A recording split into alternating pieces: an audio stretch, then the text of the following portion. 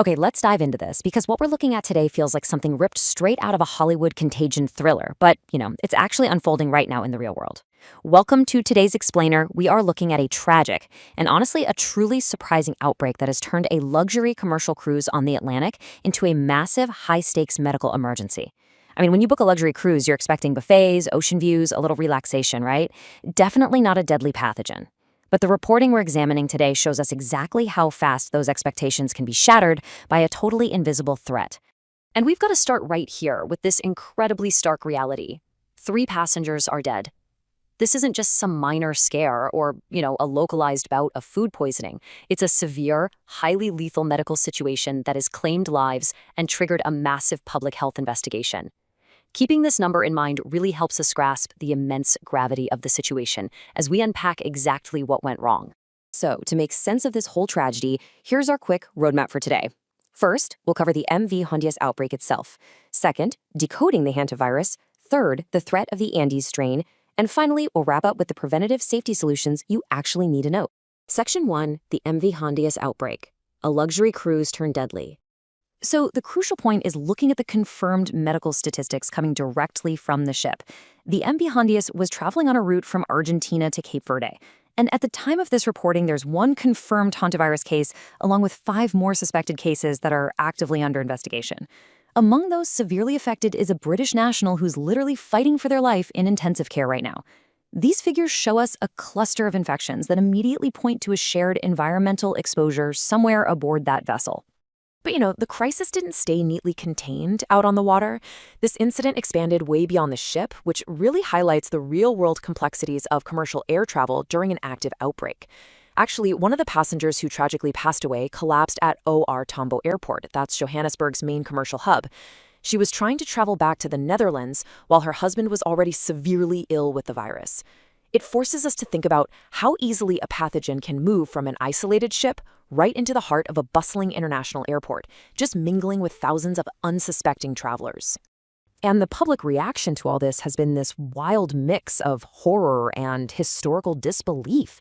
As one commenter perfectly captured it, they called it a literal plague ship in the 21st century. Wild. It hits the nail on the head, right? It highlights this incredible irony. We've got these modern, state-of-the-art luxury vessels packed with the latest tech, suddenly being brought to their knees by a medieval-style threat that has literally been haunting humanity for centuries. Section 2, decoding the hantavirus. The threat in the dust. Now, the actual biological mechanism of infection here is fascinating and totally terrifying. The hantavirus isn't spread by a bite or a scratch from an angry animal. No, the danger lies in aerosolization. Basically, this is the process where tiny, infected particles from rodent urine or droppings dry out and become airborne dust. When you unknowingly breathe in this contaminated dust, a harmless-looking surface hazard instantly transforms into a devastating respiratory threat. You literally inhale the virus straight into your lungs just by existing in a contaminated space. And if you think this sounds kind of abstract, the source material brings up a gripping, real-world anecdote from commenters that proves just how fast and lethal this really is. They noted the tragic case involving actor Gene Hackman's wife, who sadly passed away after contracting hantavirus. The infection progressed so rapidly and stealthily that her body tragically lay undiscovered on the floor for a week. It's a chilling reminder that this virus doesn't announce itself. It acts fast, and it is incredibly deadly. And we really need to understand that while a cluster of this virus in humans is rare, the vector carrying it definitely isn't. Mice and rats have used ships as their standard way to move between continents for well over 500 years. This isn't just an exotic, faraway problem either. For example, since 2012, the UK has reported 11 domestic cases of hantavirus linked directly to pet rats or rats bred for reptile feeding. And now, in 2025, we're looking at the MV Hondius cruise ship outbreak. The global shipping and travel network is, and honestly always has been, a premier transportation system for rodents. Section 3. The Andes strain threat. High mortality and transmission. And this brilliantly illustrates a crucial geographical split in the disease. Old World versus New World hantaviruses. Old World strains, which are the ones typically found in places like Europe and Asia, tend to cause renal problems, meaning they specifically target the kidneys.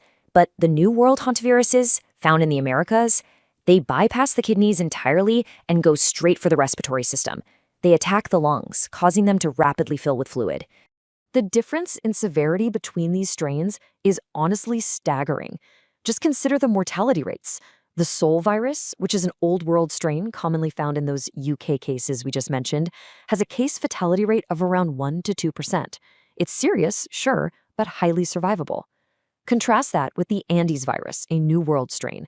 It carries a terrifying 30 to 40% mortality rate. You basically have a flip of a coin chance of survival. But here is the ultimate danger, and the exact reason health officials are on extremely high alert with the MV Hondius. The Andes strain is the absolutely only hantavirus definitively known to be capable of person-to-person transmission. You don't just need to breathe in rat dust to get it, you can catch it directly from an infected fellow passenger.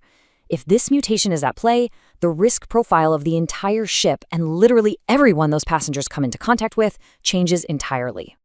Section 4. Preventative Safety Solutions. Direct action for viewers.